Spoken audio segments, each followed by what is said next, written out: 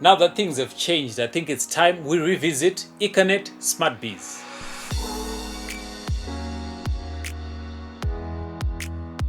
Now, I'm not gonna lie, I thought Econet had pulled a joker on Starlink when they introduced Econet SmartBiz. But as usual, Econet is a way of self-sabotaging. How dare they give us only 5 megabits per second instead of the 5 megabits per second we had paid for?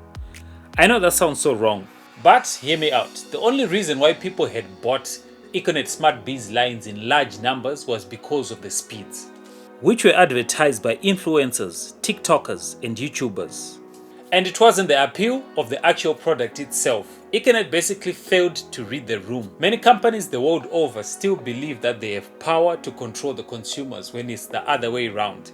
But innovative companies, on the other hand, know that it is the consumer who holds the power. And the $45 Econet SmartBiz package is a good case in point. Zimbabwean customers basically indicated that they are willing to pay $45 for unlimited internet. On the side of the telecommunications companies, they always cite high operational costs to justify their pricing. But I think it's a variable that they can control. Even at $45, they're still making profits.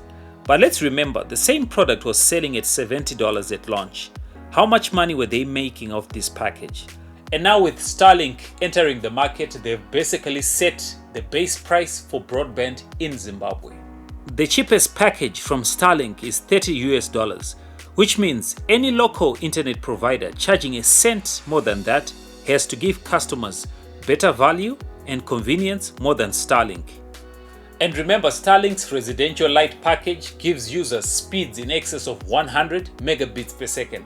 So the question is it still worth it to buy the 5 megabit per second Econet SmartBiz after they started throttling their internet? To be honest, it's not worth it. But then again, it's the next best thing after Starlink, especially for people who cannot afford Starlink. With Starlink reaching capacity in most of Harare's suburbs, I think SmartBiz remains the next best thing.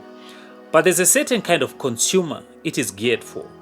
Now, if your work requires a good, stable connection with low latency and good upload speeds, then the SmartBiz 5 is not the product for you. But if you're just easygoing and you don't care about the resolution you watch your content in, or you're not an online gamer, then the SmartBiz 5 is a better alternative for you, for the fact that it offers 1 terabyte of data.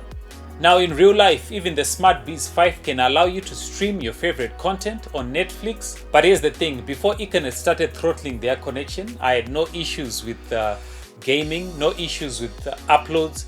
It's only after they throttled their connection that I started having these issues. Now, I've said this before, but my issue with the Econet SmartBiz is not to do with the speeds, but with the pings. But some would argue that the logical choice would be to go for the SmartBiz 10, 20 and 50.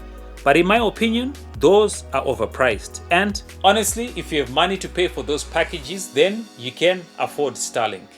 Now personally, if I was working at Econet, I would introduce 2 packages. SmartBiz 50, which offered people speeds up to 50 megabits, unlimited internet, right? And a second package, SmartBiz 100, which is meant for companies that would offer people 100 megabits of data, and it would cost $100. The first package would cost $50. It only makes sense because right now, with Starlink having entered the country, the new standard for speeds is 100 megabits. Anything else will not cut it.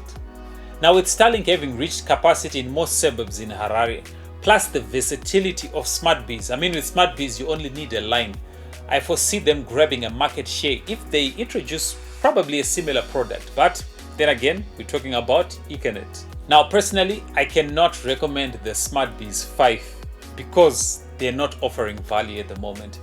I would steer you towards Starlink, but then again, that's probably the next best thing. I mean, who else has better offerings in the market? Anyway, those are my 2 cents. Do you think Econet will be able to withstand Starlink in Zimbabwe? Leave a comment down below. If you found this video useful, give it a thumbs up. Otherwise, I'll see you in the next video.